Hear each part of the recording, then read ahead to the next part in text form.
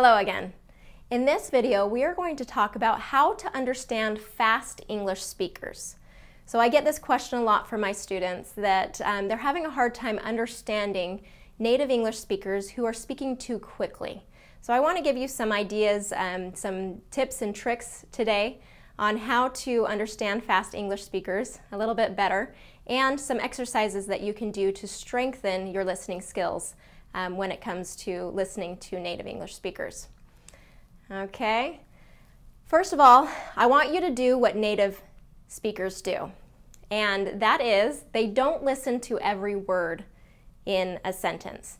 Typically what they're doing is listening for those stressed words. So they're listening for the stressed words in a sentence. The rhythm of English is composed of stressed and unstressed sounds and syllables. So they've been conditioned to listen for those stressed words and syllables in a sentence. And that's really what they're listening for. So in order to understand this, let's do a little bit of a review of sentence stress. So if you remember, sentence stress is emphasizing important words in a sentence. Those important words are longer, louder, and with a slightly higher pitch. Now, some native speakers are really good at emphasizing and stressing these important words, and some are not as great at it. But for those who do stress and emphasize those important words, it's much easier to understand because we can kind of pick out those stressed words and and understand very clearly what they're trying to communicate. Okay? Those stressed words in a sentence are a clue for your listener to pay attention. Okay, so when you're speaking and you're using the rhythm of English, you want to stress or emphasize those key ideas and kind of hand those most important ideas to your listener by stressing them.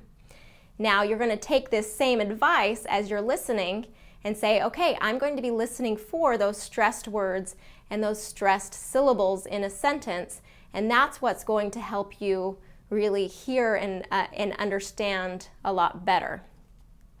Okay? So some examples of important words when it comes to sentence stress are names. Typically a native speaker will stress or emphasize a name.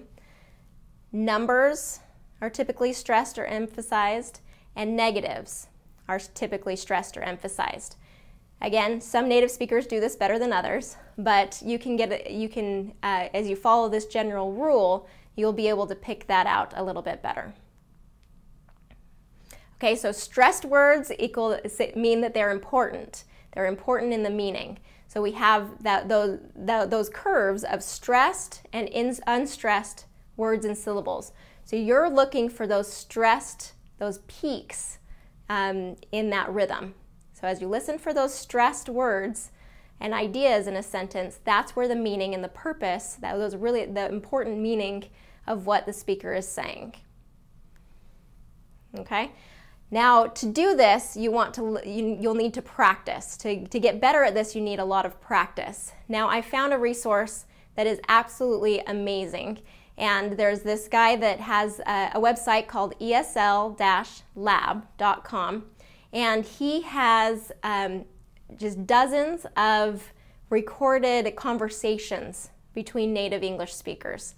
And you can click on it, you can listen. A lot of the speakers are a little bit fast speakers or a normal pace for other native English speakers to be able to understand.